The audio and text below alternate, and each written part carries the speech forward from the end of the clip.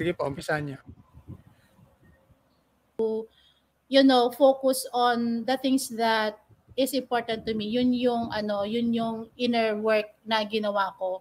So, during that time I studied, I got my certification as a life coach. I can remember you gave me a book when we were still working with that previous company. You gave me a book on my birthday. The title of that book is A Mentor Leader. We had a coaching probably a week before that, and then you told me na, you know what, TL, pwede ka maging life coach. And tumatak siya sa isip ko rin. And so, during the pandemic, I started researching on schools and even online tawag nito, platforms where I can enroll myself as a life coach. And I discovered one na based sa UK. And then I got my certification from there. And then I met another coach who's also based in London, who was my boss as a VA. Naging VA niya ako. So part of my pay, nagpapa-coach ako sa kanya. Okay. And Incentive, no? yeah, so parang benefit ko sa kanya, okay, kasi ang mahal-mahal pounds yung bayad, di ba? So sabi niya sa akin, sige, kung gusto mo naman, i-coach kita once a week or every 2 weeks, sabi niya gano'n, kung ano yung mga gusto mong ma-achieve sa life mo, what do you wanna do, what do you think are the things na you wanna accomplish this year and all that. And then I told her, I started studying as a life coach and I got my certification, but I don't know where to start. Sabi niya, do you have a Facebook account? And I said, yes. Start writing in your Facebook. Share your experiences. Sabi niya ganon. And you know, by and by, you will know kung papaano ka makaka-reach out dun sa mga tao who will be needing your help, who went through the same experiences that you had. And then, sabi niya sa akin, what do you think are the things na you're scared?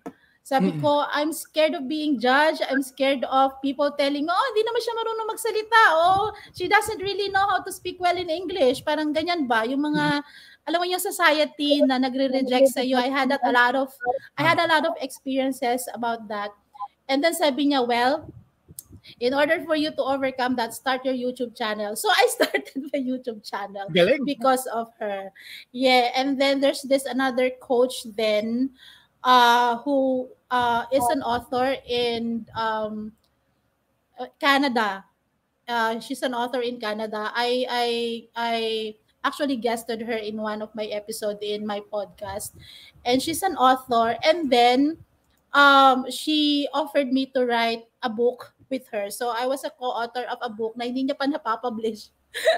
But it might soon come out. I think meron lang siyang need na tapusin. But I already submitted my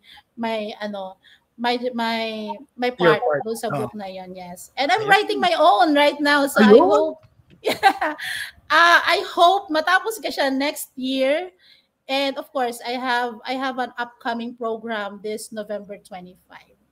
So yun yung nangyari sa akin. Dahil sa pandemic na yan, ang daming realization, ang daming na-realize ko ano ba talaga yung gusto kong gawin sa buhay ko, and I found my purpose. So gusto ko naman ibalik sa iyo yung question, what happened to you during pandemic and after pandemic? Paano ka nag-transition? TL, matindi rin yun eh. Parang paranoid ka. Kumbaga lahat magkabilaan, may mga sakit. Tapos si mama ayaw maniwala ng mga vaccine na ganyan. So kukuha siya ng benefit para sa mga senior, hindi niya makuha kasi wala siyang vaccine. So hindi niya so lalong naging mahirap financially kasi talagang i-carry mo lahat ng load na yun eh. Tapos syempre nasa bahay tayo. Buhay-buhay rin, racket ako sa radio ko. Hanap ako ng mga kakilala ko dati, tapos nabigyan ako ng chance na mag-broadcast sa Manila. So yung audience ko nasa Kumu, siguro kung may nakakilala doon sa akin ngayon. Maraming naging sikat doon. Ang show ko may nanonood mga 20, 10. Pero ang katapat ko, sila Chris Lawrence, sila Christian Bautista. So medyo parang mayabang ako. Uy, parehong time yun eh. Tapos may nakakabig ako na 1, 2, 3 nanonood.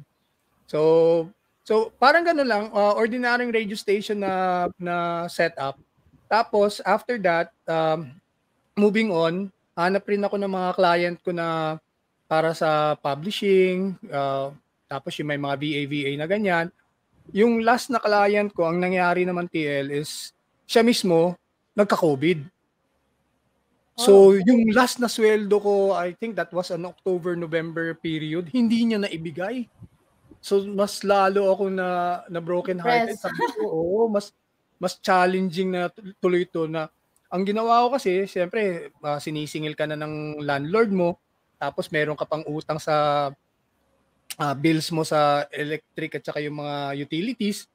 Dahil sa may pera ako, may ipon ako, binayaran ko agad, thinking na babalik yung pera na isisweldo niya sa akin. Hindi nangyari yung ganun.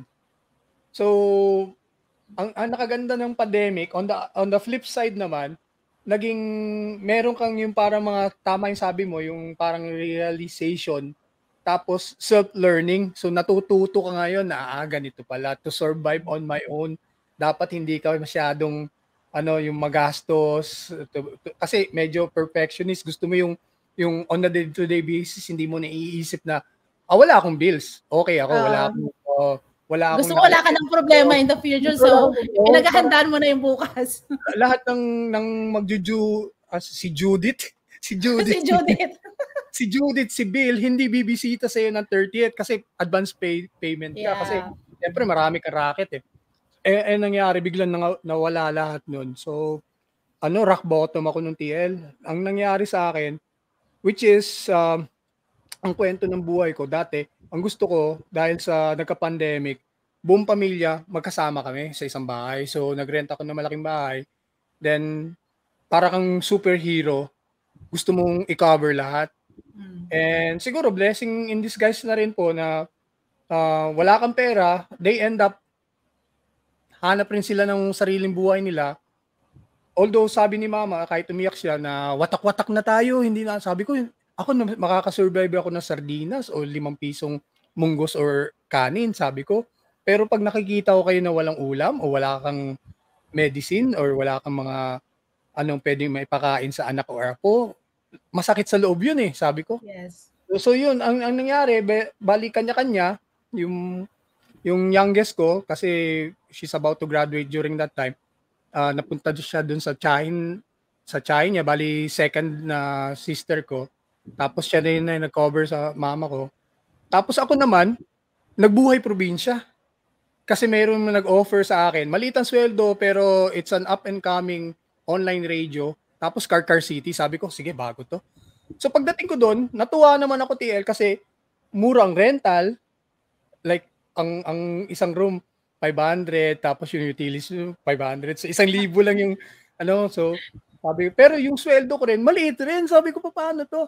Ngayon nung sinabi ko doon sa mga kapitbahay namin, bagong salta ako dito sa barangay ninyo, DJ ako diyan sa station na nasa may kanto, tapos hindi ko kayo kakilala, tapos wala rin akong pambili, wala pa akong mga line of credit, naging mabait sila kasi sa probinsya hindi nila feel yung para sa city na talagang hirap. Sa kanila okay lang may mga garden sila, may mga animals sila. Pwede ka lang mamitas ng kahit ano diyang gulay. So, nangyayari TL, pag manghingi ako dun sa kanto na parang karinderiya, meron kayong mainit na tubig, bilila ako ng 5 pisong kape. Sabi, may pagkain pa ako kagabi, kain ka dyan. So for the entire day, busog na ako. And naging maganda ngayon yung katawan ko kasi nakakapag-jogging ako. Kasi wala kang iisipin na ibang tao na dapat magtrabaho ka and the same thing. So nakakatuwa rin. So yun yung parang self-improvement, realization mo, naging financially na parang mas naging matipid ka kasi naging anong tawag doon, parang may word doon sa English na parang dapat efficient ka, parang ganon. So lahat ng gastos. So parang ganon. So dapat lahat ng gastos mo talagang importante lang. So ganun. So nakakatuwa. Tapos sabi ko, wala akong load, wala akong sabi, makikanik ka sa wifi, puro libre ngayon. Tanghalian, panggabi. So, di ba meron pa tayong libreng bigas nun? Opo, yung mga ganun. Pero syempre, nasa province na ako, hindi ko na nakukuha yung benefit na yan So wala na yung mga ganun sa akin. So nakakatuwa. Tapos nung turn of ano yun, 2021 po yata siguro yun. Or 2022. Pagpasok ng 2022, balik naman ako ng city, sa Cebu City. So, balik ako ulit. So, naghanap na ako ng employment, yung talagang kung pwedeng work from home or pwedeng, anong tawag dito, nasa office base. Kasi yung iba, nag-okay na sila eh. So ganun. Meron ka naman, may booster ka naman, may ano. So balik. Pero nakakatakot pa rin eh, di ba? Kasi nakatakip lahat. O nagiging paranoid ka pa rin eh. Kumbaga, sa call center, bigla may uubo dyan. Hindi, kahit na ikaw yung umubo, matatakot kang umubo, pipigilan mo. Kasi yung mga tao umaalis sa harapan mo. Mas papayag pa silang umutot ka. Kaysa umubo ka or mag-sneeze ka, di ba? Pag umating ka doon, wala. Ang gulo na nun.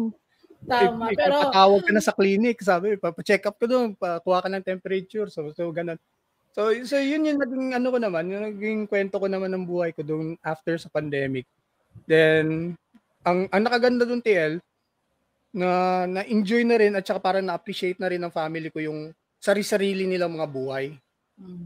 So hindi na sila naging dependent sa akin. So in the essence na parang dahil sa tawag doon, broken family kami, wala akong asawa. Naging binata tuloy ako bigla. Alam mo, I didn't know that story of you, no? So naging solo living ako kasi yung mga kids ko, they're all grown up. Maaga ako nagpakasal. So during that time, ano na sila, kumbaga may mga sarili-sarili ng pamilya. So they came up with employment na rin, nakapagtrabaho, nakapag-racket. So yung eldest ko nagtrabaho ng call center. Yung pangalawa ko, bali ang hobby nila nung partner niya is like cooking food and yung mga cakes. So nag-online selling sila. Nagbe-bake po sila sa mga cookies, lahat ng mga yung mga pastries and everything. So nagkapera sila. While yung pangalawa ko naman, nag-try rin siya ng mga parang data entry. Meron siyang sarili niyang laptop, pinahiram ng kuya niya. So naging na tuloy, kumbaga naging resourceful na tuloy yung pamilya namin na hindi na aasa sa isang tao. Kasi dati ganun parang Superman ka, gusto mo lahat ng so lahat ng gastos, lahat ng hingi nasa sayo. Nangyari tuloy, biglang parang naging blessing, although maliit yung sweldo ko, yung sahod ko. Pero ang nangyayari, mas marami pa ako ipon. Kasi hindi ko nagagalaw di ba? Tapos yung bill ko maliliit, konti lang, like tubig 150. Tapos yung ilaw kasi lang, bumbilya lang, tsaka electric fan. So meron ka lang mga 250 babayaran do sa landlord mo. Nasulit na yung board and lodging ko. So naging ganoon. So mas nakasave po ako. Tapos nagka-racket ako ng mga natutunan ko na mga skills during pandemic. Ang nangyari like natuto ako ng video editing. Nagkapera ako doon kasi may mga nag-hire rin sa akin na sige, meron kaming parang client na meron siyang babasahin na book, tapos may audiobook. So ako yung nag-e-edit. So maraming mga parang Upwork na mga trabaho. So yes. So parang gano'n, naging opportunity siya ngayon. So I think dyan nag-boost yung mga work from home, mga freelancing job. Yeah. Pero TL, kung siguro nung panahon na yon, nakita natin agad sa sarili natin na bakit hindi tayo mag-invest ng mga food panda or tayo mag-isip. Dapat mayaman na tayo ngayon no? Dapat. Hindi kasi naisip natin noon na magpayaman na pala, na kailangan pala is either you earn or you learn. Diba? Nag-enjoy tayo sa pagtatrabaho Actually, ako late ko na rin na-realize yan. Pero really, na-appreciate ko rin yung during pandemic and after pandemic kasi that was the time na I really made a decision to make my dreams come true, to be really a certified life coach. And during that time talaga, it was an opportunity kasi hindi ka na lumalabas ng bahay. After ng shift mo, nandiyan ka lang naman sa bahay. And then kahit na naka-shift ka, hindi naman ganun ka busy.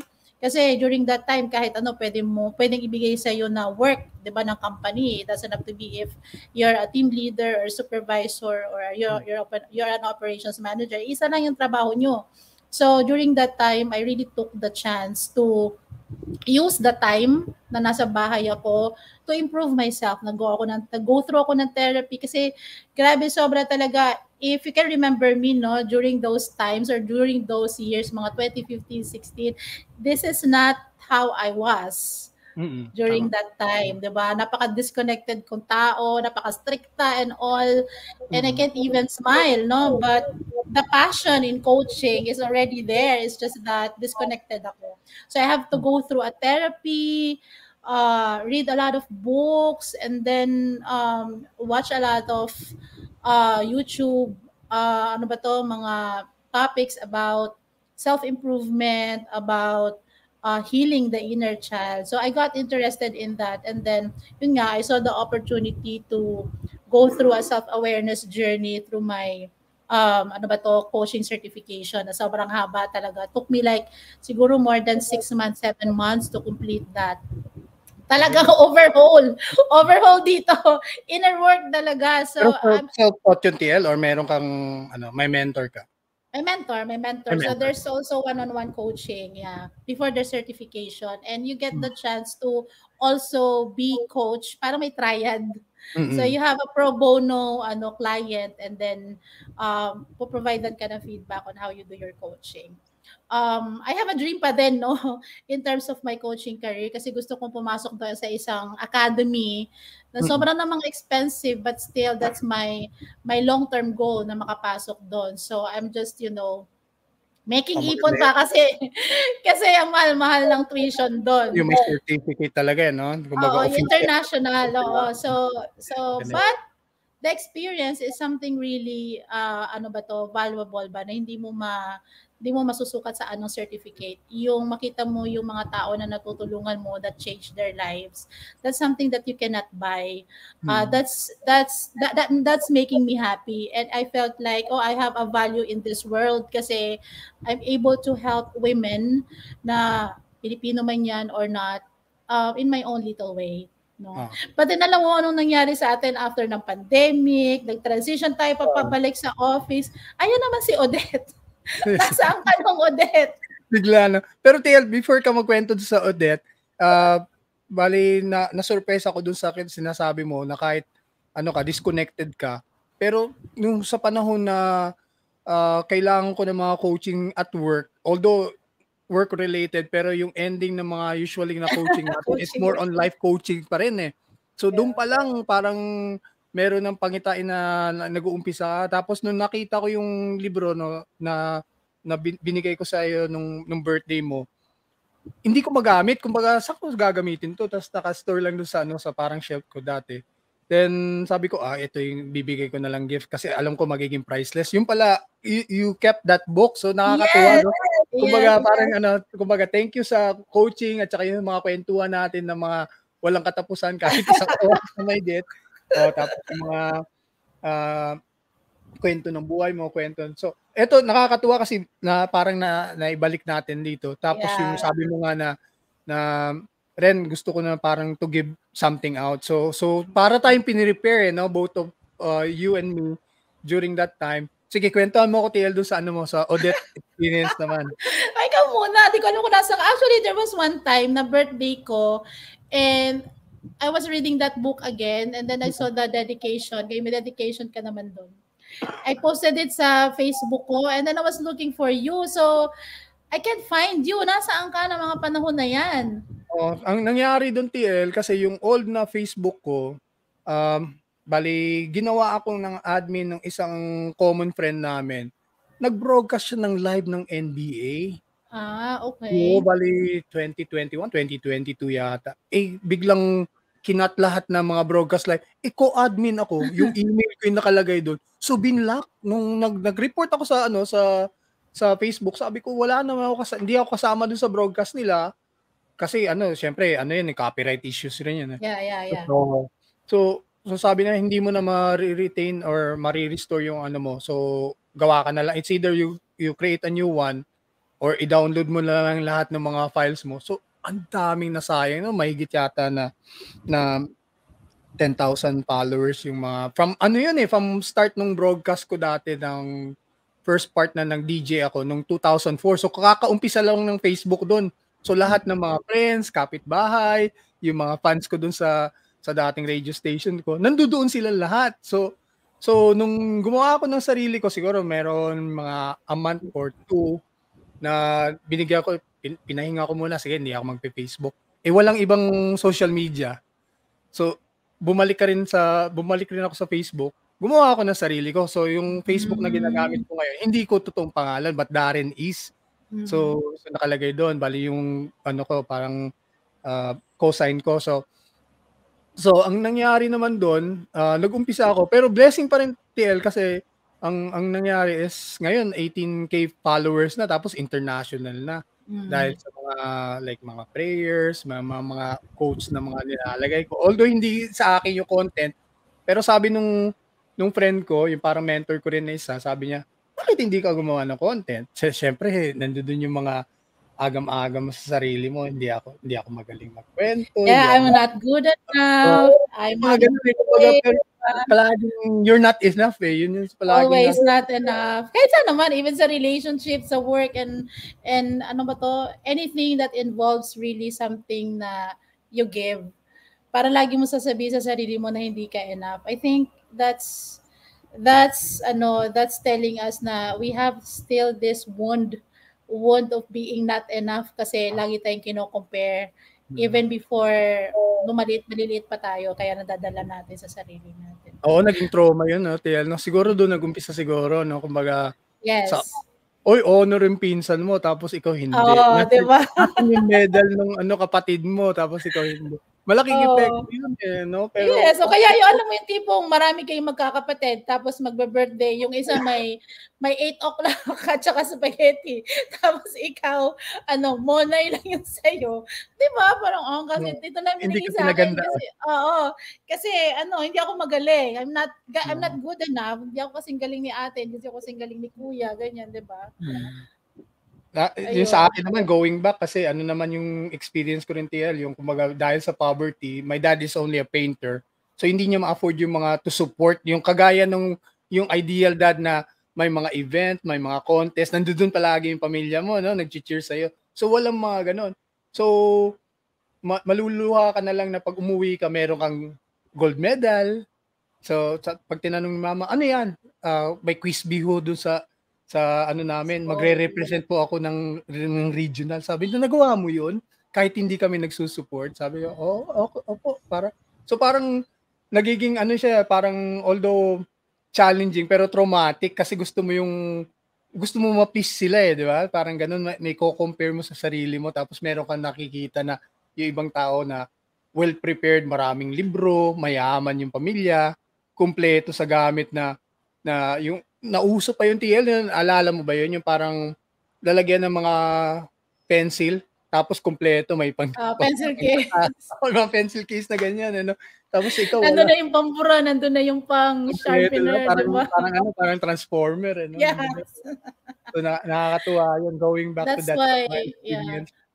That is why some people, when they've experienced something like that, na tipong napabayaan ng family, yung tipong compare sa loob. Kasi diyan naman talaga nagsisimula lahat sa childhood natin, sa loob ng bahay.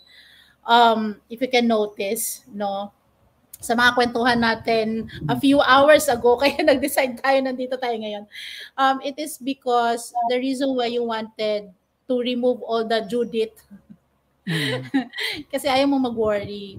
And then you feel like you want to give everything to your family kasi ayaw mo rin mag-worry. It is because you've experienced that and you're trying to mend that kind of experience na walang support ng galing sa kanila kasi si tatay mo busy masyado. So ikaw ngayon, dahil adult ka na at kaya mo nang alagaan ang sarili mo, you wanted to give back.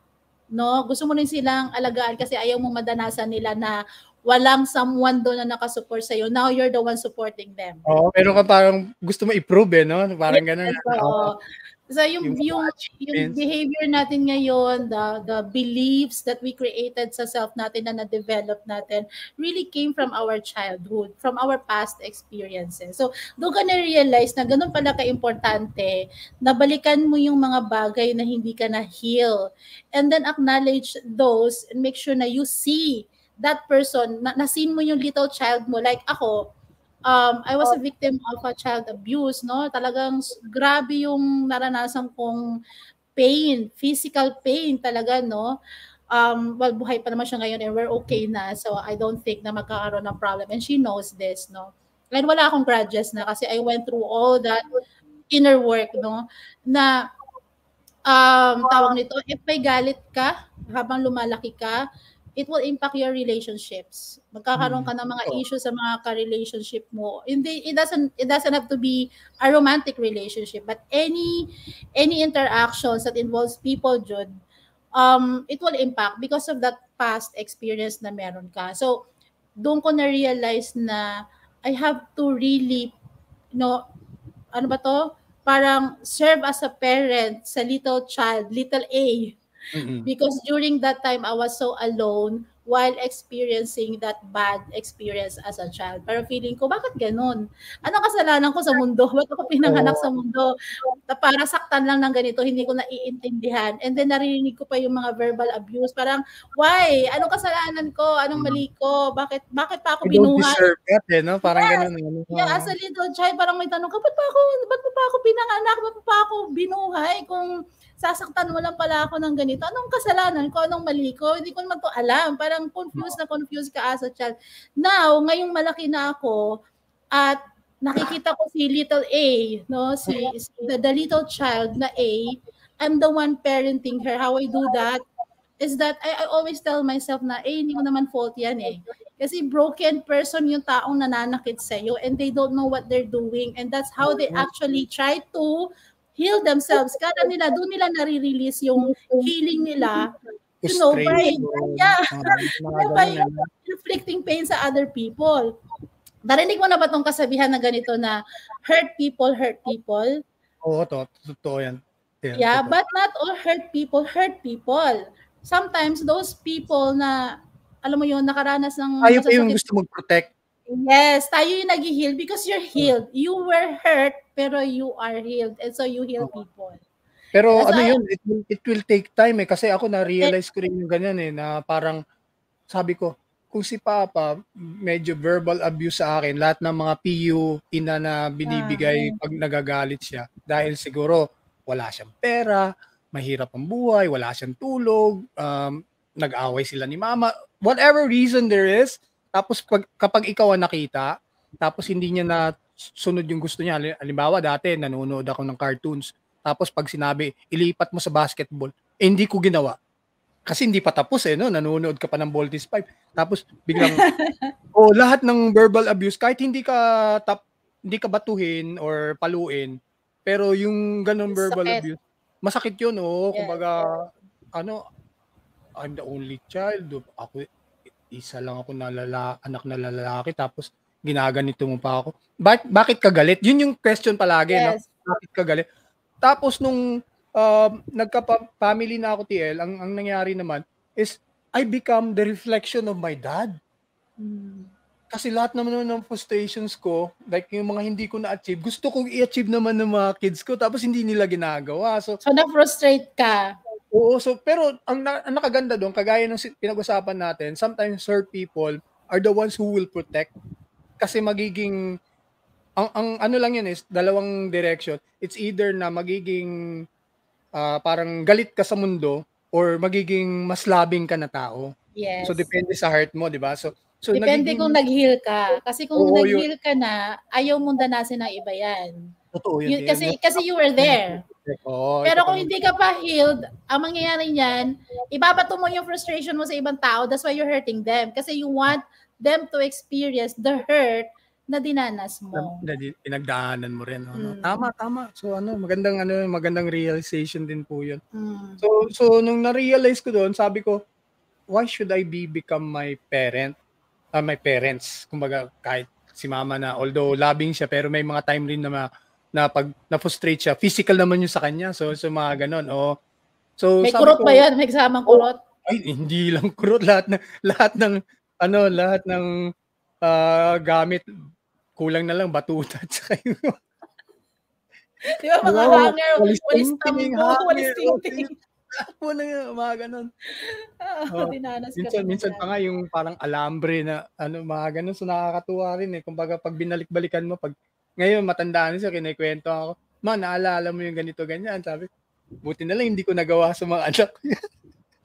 Pero alam mo anong tinuro sa atin ng mga parents natin, no, that no matter how they hurt us physically, emotionally, no matter how they neglected us, hindi nila tayo tinuruan na magalit sa kanila. Totoo.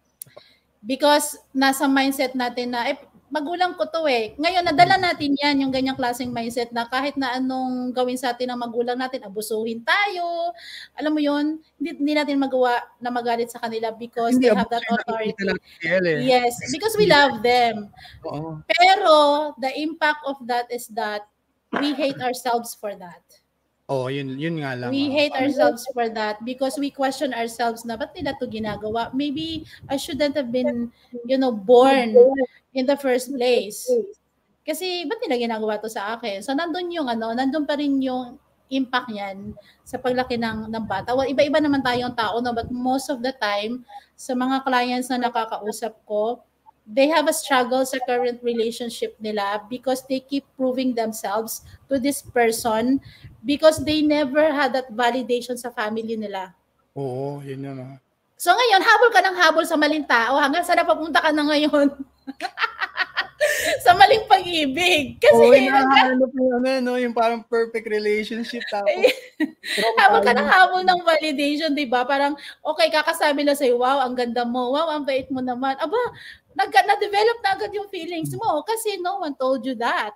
Wala. Sa family mo. Hindi mo narinig yan. So, more on comparison, mas magaling siya.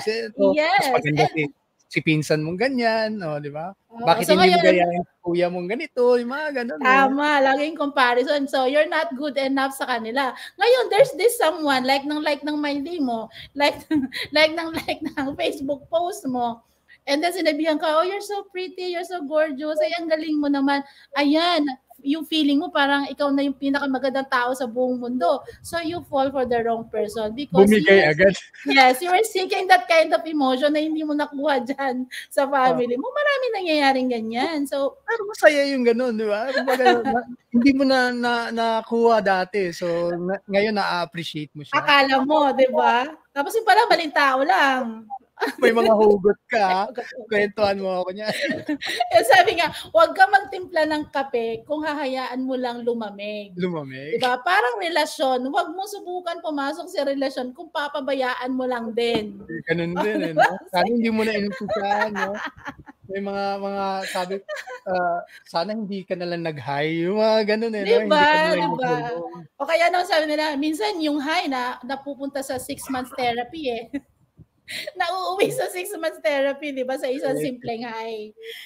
Ay, nako. Nakakatawa pagpatuloy natin to yung mga ganitong kwentuhan. Yes. Dami nating kwento siguro. Tsaka dami natin na makaka-relate tayo. At tsaka yung sabi mong goal, I think we have the same goal, is yung to give something back. Marami kasing tao na thinking na pag may nagpa-podcast, they wanted to earn racket, yung mga ganun, sponsorship. Sa akin, it's more on like, kung anong maririnig nyo, unfiltered po yan. Walang pakeme-keme or parang i-edit, walang ganun. So talagang kwento ng buhay para meron kayong tawag doon, survival guide.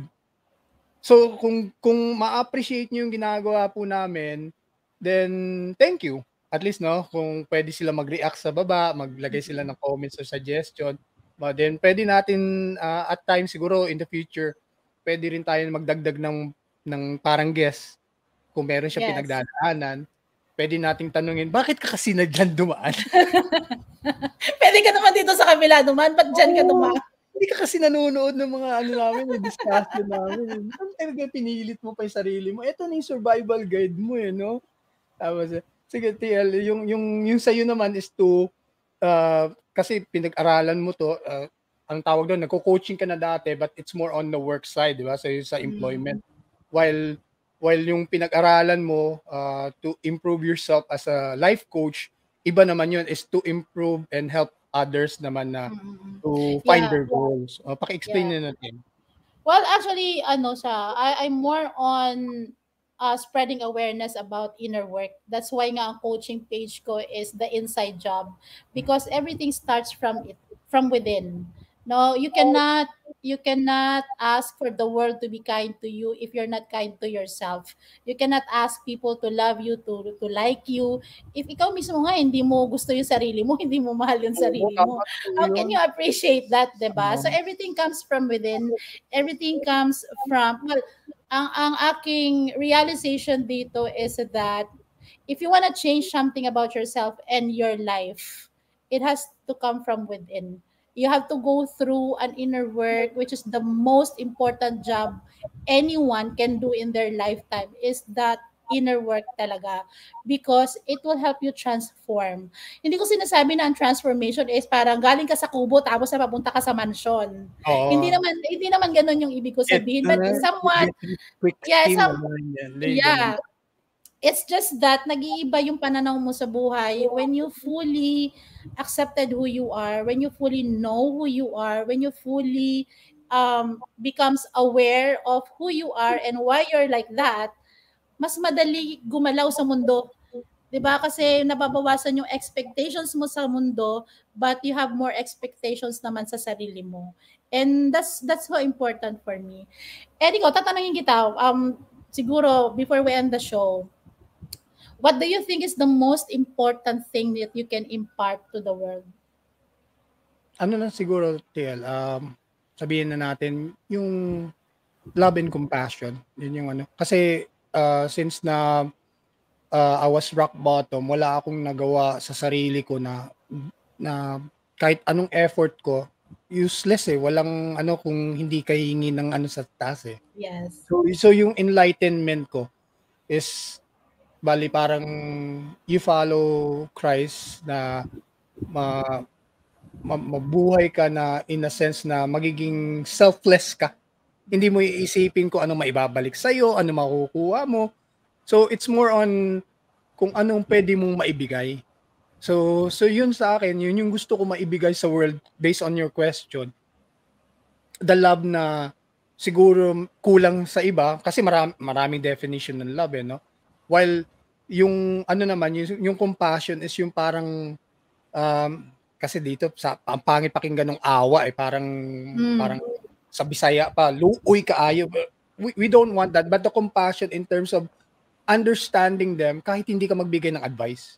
Kasi usually ganun eh, no? Kumbaga pag may mga ganitong mga podcast, may mga yung sa radio namin dati, ang nangyayari talagang binabato ng mga advice kaliwa kanan, hindi niya tuloy alam kung anong gagawin niya. So dapat kahit pakinggan muna natin kung ano yung pinagdadaanan niya. Tapos tsaka natin siya sisihin. Bakit kasi bakit kasi siya napunta? So ganun TL, bali yun yung gusto ko pare kasi hindi lang sa side ng sinabi mo kanina, it's more on, di ba, marami ka na coach ng mga female. Meron ka rin ba na coach ng mga male or yung mga lalaki? Yes. Yes. Pero mahirap mag-open up ang lalaki, di ba? Medyo mahihiya, no? Medyo nahihiya, especially when it comes to their physical appearances. Kalimitan sa nakukusyo ng mga lalaki, the main problem would be confidence. Yun. Self-confidence talaga, oo. So yun sa akin, at least sa any middle-aged man or young adult or any teenager, kung makikita nila yung, hindi yung kwento ng buhay ko na gagayahin nila, but yung mga pinagdaanan ko at saka yung paano ka naging much stronger after the storm. Kasi madalas yung iba yung parang, binabagyo yung buhay ko ngayon, marami akong pinagdadaanan. So ang ano is bakit ka nagstay doon? Dapat you keep on moving, di ba? Kumbaga iwasan mo. Kung hindi mo maiwasan, you go through it. So para sa akin lahat ng mga challenges in life, pagdating doon sa dulo, maraming lesson rin natutunan, Realization. Hirap. so yung mga ganun. So nakakatuwa, TL, at least ito, naumpisa na natin. So ano ba, gagamitin natin yung inside job mo na yung kahit saan. Use it sa platform mo. I'll use it sa platform ko. Just give me a copy. Ako na bahala mag-edit sa site. Sige. So at least naumpisa natin. At least meron tayong parang episode edit mo pa naman to, di ba? Hindi na. Maganda na yung maganda na yung ganito kwentuhan. I think natural lang. More natural, mas pure, mas kumbaga kung ano yung feeling mo na ganito, mas ma-excite ka. So sana po lahat ng mga nakikinig at saka manonood sa amin ngayon, meron kayong napulot or natutunan. Bakit iniwan sa babae? Kinuha tuloy ng daga. If you have a message to someone who's going through hard times at this moment in time, what would be something that you can encourage them to continue going on? Laban lang. Go through lang. Siyempre, naman ako medyo at may etong mga years na to, it's more on hindi mo kaya sarili mo. Dapat nandiyan si Lord. So, naging I leaned on Bible, religion, yung mga natutunan natin na dati na sa Sunday school hindi natin pinapansin. Yung pala maraming yes. Marami palang realization na pagdating ng age, ganito pala yun. Ito pala yung kwento pala niya. So yun, nakakatuwa, TL. So if ever na mayroong tao na may ganyan, hindi ako yung ifo-force ko yung kasi ganito yung nangyari sa akin. Hindi. Magiging comparison pa rin. Babalik pa rin babalik pa rin doon sa sinasabi mo na i-compare ka sa iba. So mas mabuti lang na hindi na lang ako magsasalita.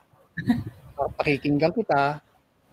Tapos kung meron kang gustong ikwento o itanong, pwede natin sagutin.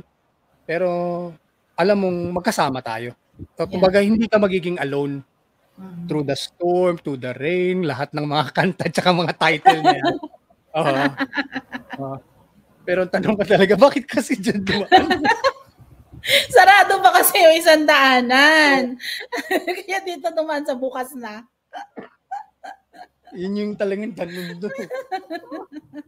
Totoo din. At least yung pinagdaan ko, sana maraming matututo, maraming matutuwa, at the same time, may encourage rin na kahit paano.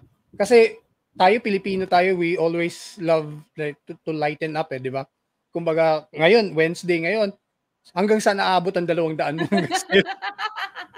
Yung tanong ko kanina pagagaling sa work, sabi, hanggang saan naabot ang 200? Dating ko sa karinderya, tayo magkano lahat? 60.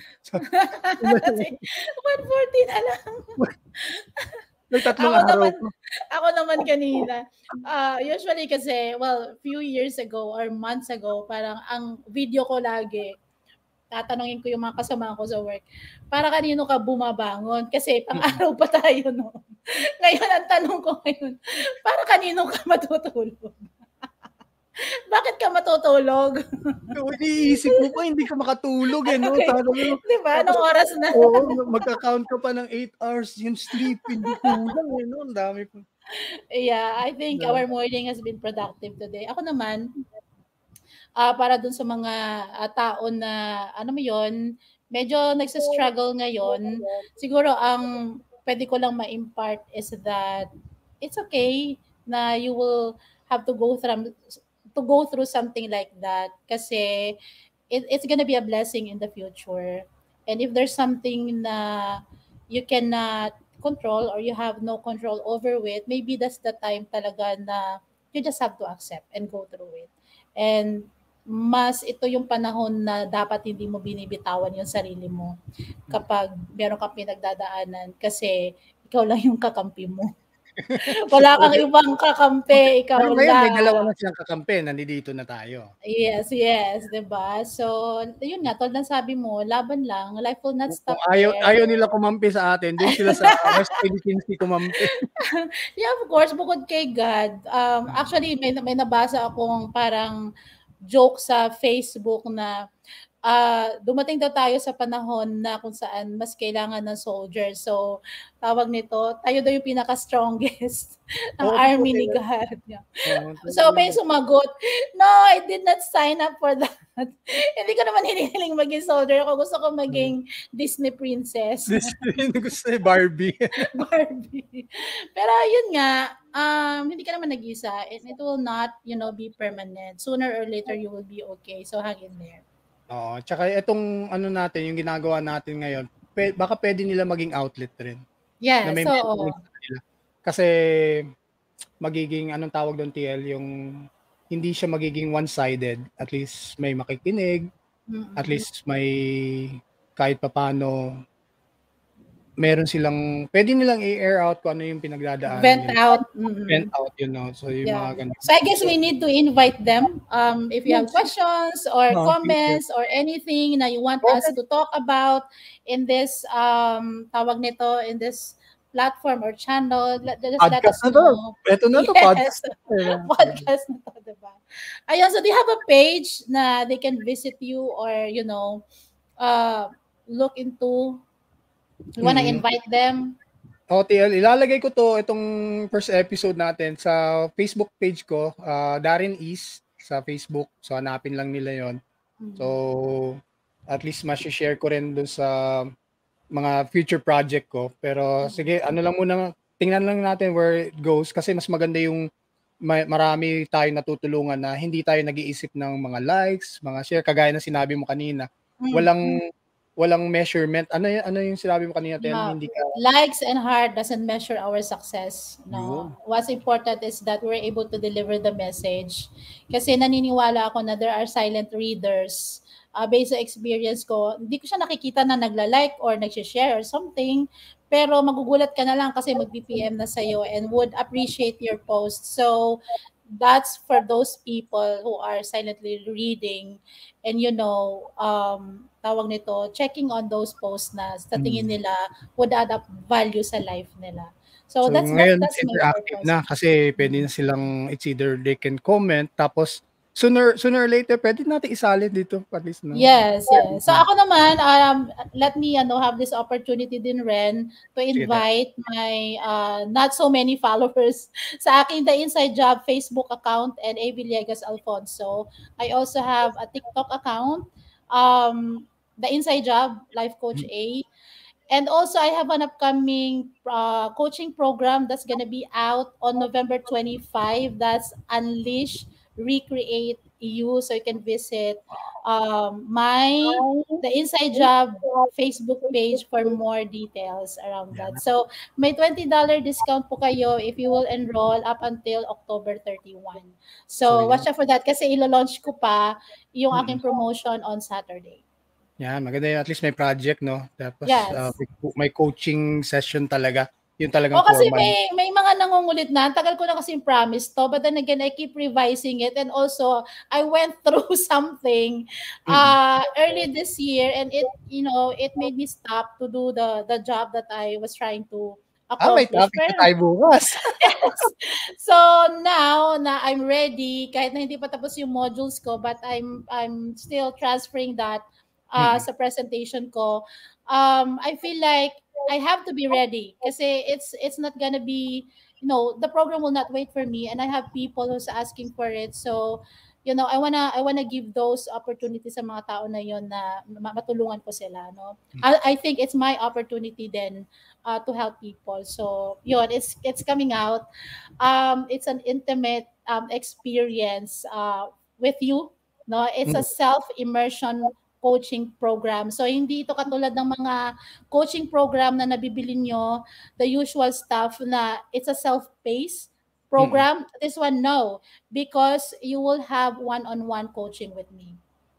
during that period. So, ano talaga, no? Yung personalized. Yes, personalized. Kaya nga self-immersion siya kasi lahat ng mga tinatago mo dyan, kailangan mo siyang i-confront. So, para maging mas maging whole ka, and you will create the new you. Kaya nga siya recreate you, because so, dapat that's you. Iiyak lahat yung mga yung mga sorrows at saka yung mga mga baggages, mga inner child wound, mga father wound, mother wound, mga boyfriend wound mo dyan. Yan. Malalabas mo yan. Is it open for both male and female? Yes. Yeah. It's not exclusive for women. So yeah, so very exciting. So I think our 1 hour is almost up. Sige. 1 hour na pala. Bilis ng oras no? Yes. Nakakatuwa yung conversation. Sige, TL. Really, I appreciate today kasi nandiyan ka and I learned a lot and marami rin ako yung mga surprise na story mo. So exciting. It's very, para sa akin, itong project na to yung ginagawa natin ngayon sa podcast natin.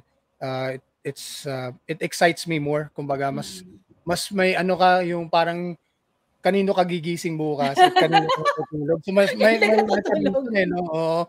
So, dapat mag-prepare. Kulang na tayo sa makeup at saka yung kasi di ba kakalabas lang naman natin galing work. Ayan, di ba? Oo. Agad grind agad no? Trabaho agad. Sige, TL. Thank you very much for your time. Thank you so much. Yeah. See you again next. Kung kailan tayo lalabas. Bukas na? Ano ba? Bukas na ba? Bukas agad. Sige. Okay, sige.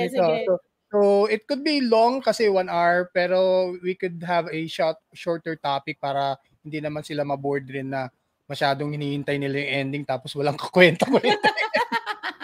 Tawanan lang tayo ng tawanan. Tayo lang magkakilala no? Hindi tayo kakilala nila. Yes, so yun, gusto natin na makilala natin sila kung magiging interested sila sa mga topics natin. Well, ang gusto po namin is to help you out. Not just yung sinasabi nila to support us, to like, to click follow. This is not for us, no? That's for them. So it's more on what we can give. Yes. So sana ma-appreciate nila. TL, thank you. Life Coach A, ladies and gentlemen. Yay! And Darren! Thank you. And have a wonderful Wednesday, everyone. Thank you. God bless. Bye-bye. Bye, TL.